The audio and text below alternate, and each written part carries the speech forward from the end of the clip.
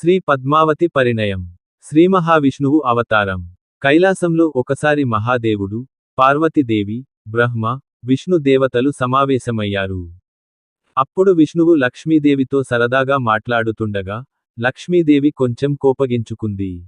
ప్రభూ, మీరు నా ప్రేమను పరీక్షించటానికి ఎప్పుడూ లీలలు ఆడుతుంటారు. ఇక నేను భూలోకానికి వెళ్తాను అని చెప్పి లక్ష్మీదేవి భూమికి అవతరించింది. ఆమె కర్ణాటక ప్రాంతంలోని కొలాపురం వద్దకు చేరి తపస్సు చేయసాగింది. తన సత్యపతి అయిన మహావిష్ణువు తనను వెతుక్కుని వస్తాడని ఆమె నమ్మకం. ఇక విష్ణువు కూడా ఆమెను వెతుక్కోవడానికి భూలోకానికి వచ్చాడు. అప్పుడు ఆయన శ్రీ వెంకటేశ్వరుడు అనే రూపంలో వెంకటాద్రి పర్వతం, తిరుమల లో నివాసం ఏర్పరుచుకున్నాడు. వెంకటేశ్వరుడి జీవనం తిరుమలలో. తిరుమలలో ఆయన తపస్సు చేస్తూ నివసించేవాడు. ఆ సమయంలో అక్కడ వాకులాదేవి అనే దివ్యమాత ఉండేది. ఆమె శ్రీమహాలక్ష్మీదేవి పూర్వజన్మలో స్వయంగా కృతజ్ఞతగా ఇచ్చిన మాతృరూపం అని చెబుతారు. వాకులాదేవి వెంకటేశ్వరుడిని తన సొంత కుమారుడిగా ప్రేమించి సేవ చేసేది. ఆయనకు భోజనం పెట్టేది, సంరక్షించేది. చోళరాజు అవమానం. ఒకసారి చోళరాజు అనే అహంకారి రాజు తిరుమలలో వెంకటేశ్వరుని చూసి ఆయనను అవమానించాడు. నువ్వు మహావిష్ణువు అనుకుంటే నిరూపించు అని చెప్పి యుద్ధానికి సవాలు విసిరాడు. వెంకటేశ్వరుడు యుద్ధంలో గాయపడి, వరాహస్వామి సమీపంలో కొన్ని రోజులు విశ్రాంతి తీసుకున్నాడు. పద్మావతి దేవి జననం. తిరుచానూరు ప్రాంతంలో ఆకాశరాజు అనే రాజు భార్య ధర్మదేవి సంతానం లేక దుఃఖిస్తూ యాగం చేశారు. యాగం ముగియగానే ఒక సువర్ణ పద్మం నుండి అద్భుతమైన బాలిక జన్మించింది. ఆమెను చూసిన వారందరూ ఆశ్చర్యపోయారు. ఆమె తేజస్సు, మాధుర్యం, కరుణ, వినయం అన్నీ దైవసంబంధం గలవిగా కనిపించాయి. ఆమెకు పద్మావతి అని పేరు పెట్టారు, పద్మం నుండి పుట్టినది కాబట్టి.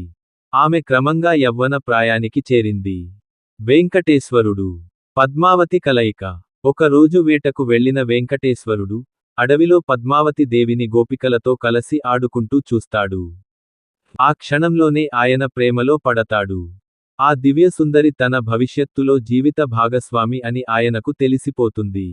ఆయన రహస్యంగా తిరిగి వచ్చి వాకులాదేవికి చెబుతాడు. అమ్మా, నేను ఆకాశరాజు కుమార్తె పద్మావతిని ప్రేమించాను. ఆమెతో వివాహం చేయాలనుకుంటున్నాను.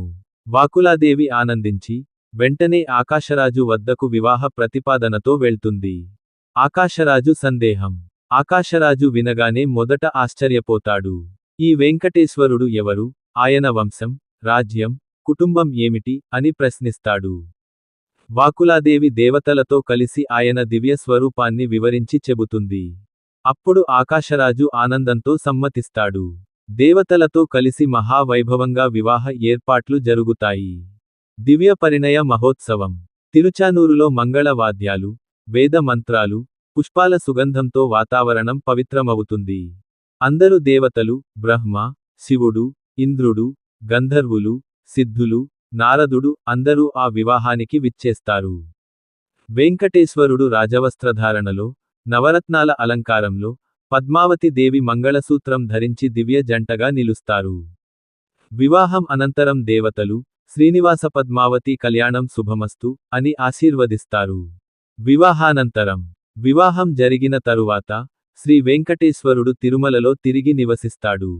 పద్మావతి దేవి ఆయనతో కలసి సర్వలోకాలకు శాంతి, సంపద, క్షేమం ప్రసాదిస్తుంది. ఈ దివ్య పరిణయం ప్రతి సంవత్సరం తిరుచానూరులో పద్మావతి పరిణయ మహోత్సవంగా ఘనంగా నిర్వహిస్తారు. ఆధ్యాత్మిక అర్థం. ఈ కథ కేవలం దివ్య ప్రేమకథ మాత్రమే కాదు. ఇది భక్తికి, క్షమకు, విశ్వాసానికి చిహ్నం.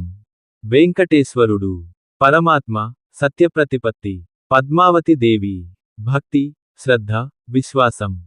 వారి కలయిక, జీవాత్మ మరియు పరమాత్మ యొక్క ఏకత్వం. శ్రీ పద్మావతి పరిణయం అంటే దైవిక ప్రేమ, శరణాగతి, భక్తి పరమార్థం. ఈ వివాహం మన జీవితంలో ప్రేమతో, సహనంతో, విశ్వాసంతో జీవించడానికి మనకు దారితీస్తుంది.